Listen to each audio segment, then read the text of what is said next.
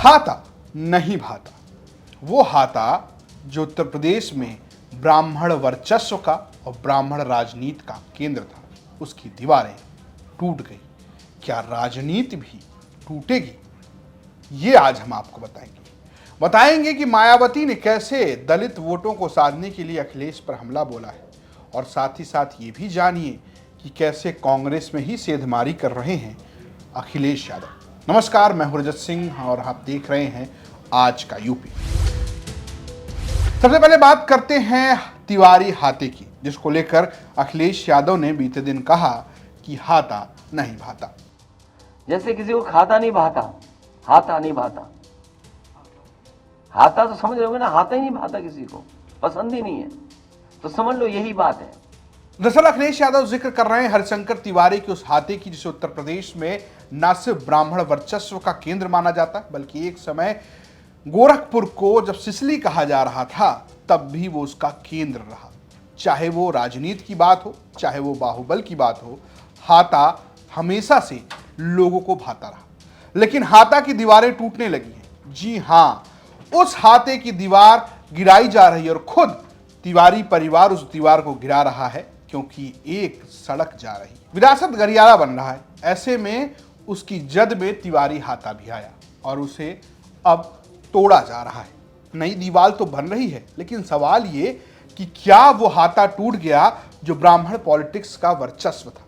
बात हरिशंकर तिवारी की, जिनका ये हाथा था। कैसे बना ये हाथा, ये भी आप जानिए। दरअसल एक समय उत्तर प्रदेश के गोरखपुर यूनिवर्सिटी में दो गुट हुआ करते थे।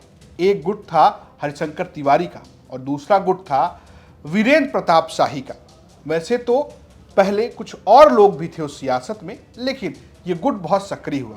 आपको गैंगस्टर वेब सीरीज का वो डायलॉग तो याद होगा जिसमें तिग्मांशु धूलिया कहते हैं कि ब्राह्मण ना झुका है ना झुकेगा, ब्राह्मण सर्वोच्च था और सर्वोच्च रहेगा।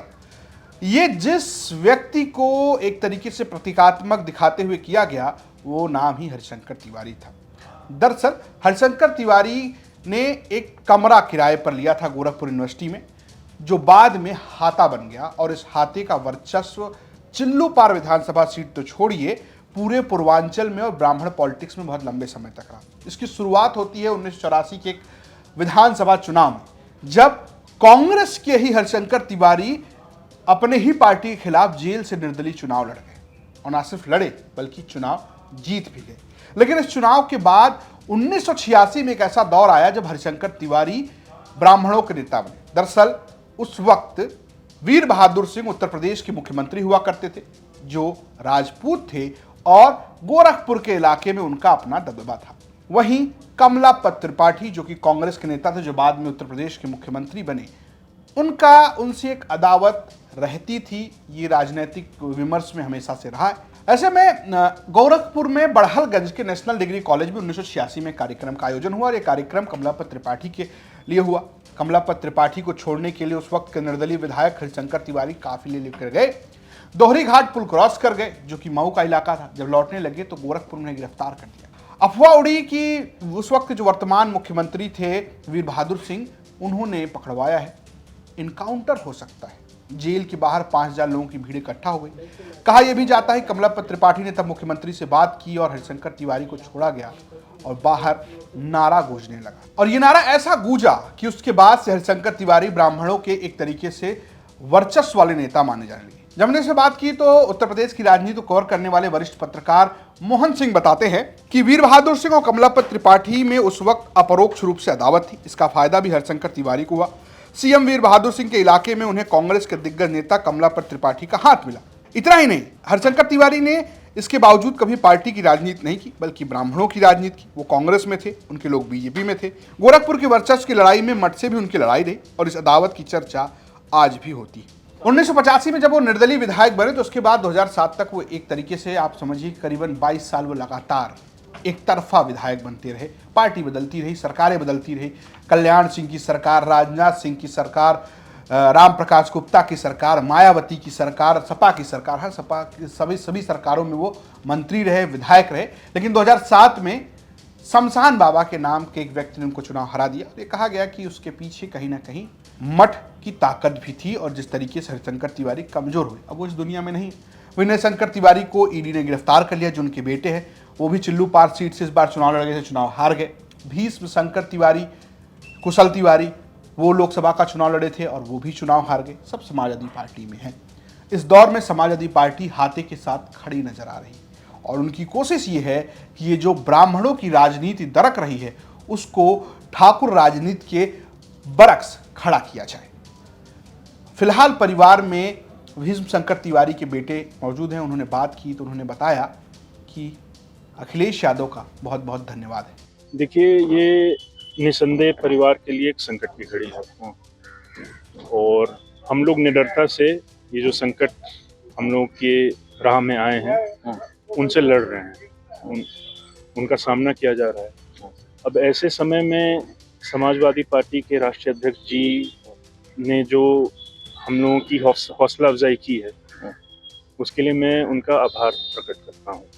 तो अब सवाल उठता है कि क्या ये राजनीति ब्राह्मणों की राजनीति को बदलेगा और क्या इसका फायदा अखिलेश यादव को होगा? ये सारे सवालों के जवाब भविष्य के गर्भ में छुपे हैं।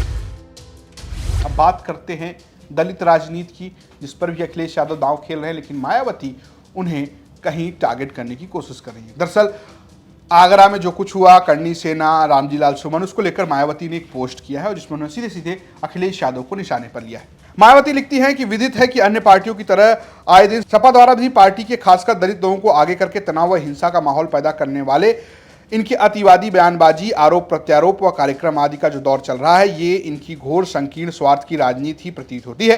क्योंकि सपा भी दलितों के वोट के स्वार्थ के खातिर यहाँ किसी भी हद तक जा सकती है, तो दलितों के साथ साथ अन्य पिछड़ों व मुस्लिम समाज आदि को भी इनके किसी भी उग्र बहकावे में नहीं आकर इन्हें सिर्फ पार्टी के भी राजनीतिक हटकंडों के शिकार होने से जरूर बचना चाहिए। साथ ही साथ ऐसी पार्टियों से जुड़े अवसरवादी दलितों को दूसरे के इतिहास पर टीका टिप्पणी करने के बजाय यदि वे अपने समाज के संतों, गुरुओं, महापुरुषों की अच्छाइयों, उनके संघर्षों के बारे में बताएं तो उचित होगा, जिनके कारण ये लोग किसी लायक बने।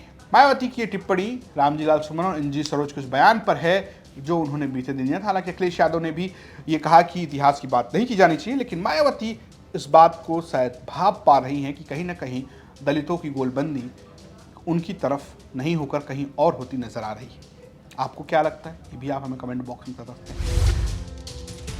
बात हम करते हैं अब तीसरी खबर की। बात करते हैं उड़ीसा में अखिलेश यादव की एंट्री की। दरअसल बीते दिन अखिलेश यादव उड़ीसा गए, लेकिन उन्होंने मुलाकात किससे की? श्री कृष्ण जना से, जो कि कांग्रेस के नेता हैं। और मुलाकात इसलिए कि समाजवादी पार्टी को आगे बढ़ाना है। तो क्या अब अखिलेश यादव कांग्रेस में ही सेंधमारी कर रहे हैं? क्या हो रहा है ये पॉलिटिक्स में और क्या ये चलेगा? इसके अलावा अखिलेश यादव ने ईडी को लेकर भी कांग्रेस पर तंज कसा था, हालांकि वो राहुल गांधी के समर्थन में थे। तो ये पॉलिटिक्स जो आसपास में ही चल रही है, उसका क्या फायदा क्या नुकसान होगा, ये भी देखने वाली बात है। हालांकि आपको याद होगा कि लोकसभा चुनाव से पहले लखीमपुर खीरी में एक बड़ा राजनीतिक परिवार समाजवादी पार्टी के साथ था, उसने साथ छोड़कर कांग्रेस का साथ दामन थाम लिया था। तो अखिलेश यादव ने उस परिवार को टिकट तो नहीं दिया था। तो कांग्रेस क्या इस पर संज्ञान लेगी? फिलहाल ये सब चर्चाएं हो रही हैं, देखते हैं राजनीति में आगे क्या होता है। लेकिन राजनीति में जो क्या होगा उसकी जानकारी आपको आज की यूपी में मिलती रहेगी। तो देखते रहिए यूपी तक। नमस्कार।